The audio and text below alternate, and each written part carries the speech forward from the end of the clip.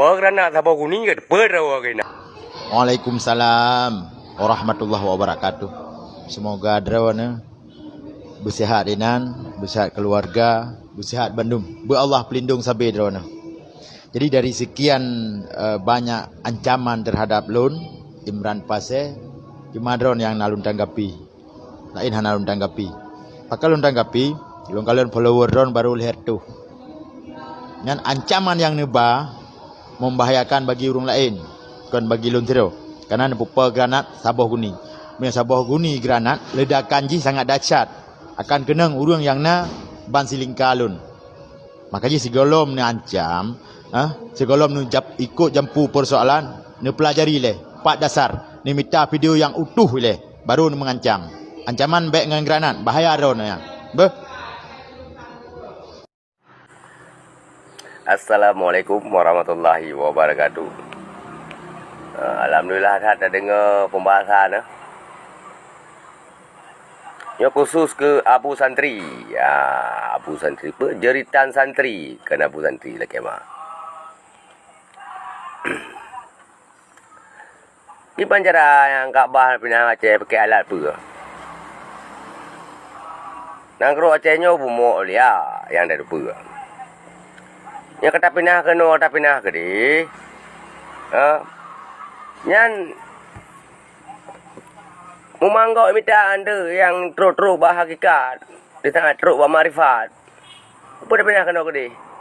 Draw tu bujit aja sabah tapak kena. Nya yang perleh.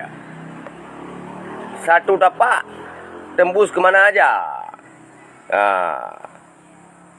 Dah pegah pindah-pindah Kaabah, pindah aja yang kamu mang orang awam dan santri-santri lain yang kalau teruk tingkatnya ini baik nak pegahnya kenan. Ikan draw ni tersat. Anda syagop gara-gara ni. Per hukum ji. Nya berat ada pertimang buat surat dengan ayat. Untuk hadis di sinan menteng, tak apa-apa nyan. Sama aci surat untuk apa buat. Ilmu hukum dan sejarah dalamnya. Dalam surat-surat tu.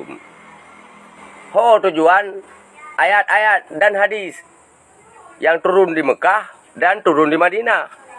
Di saat turun di Mekah, hukum ji. Karena fikah le ayat yang turun di Mekah. Di Madinah lain lom. Ya, mana ni diklaim drone itu san dia katalah kau.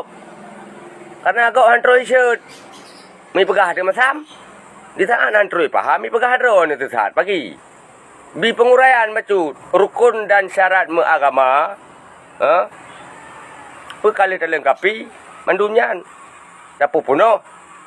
Karena kepegah masuklah engkau Islam secara kafah menyeluruh. Menyeluruh, dia pegah menyeluruh, jangan setengah-setengah. Berpuno. Kan cuma syariat menteng, tepat syariat menteng. Uri yang kalewat umum, uri yang ayub umum. Nyaruh jamak pembahasan rono sabah ruang lingkum tu kan.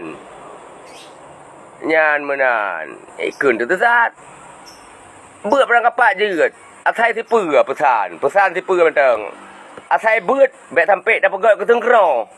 Nyan menteng. Nya buat kata pegat ke tengkero. Yang minta peng. Puturi jalan. Bahan-bahan yang lain. Nangkero Aceh adalah satu tapak pintu tembus ke mana aja.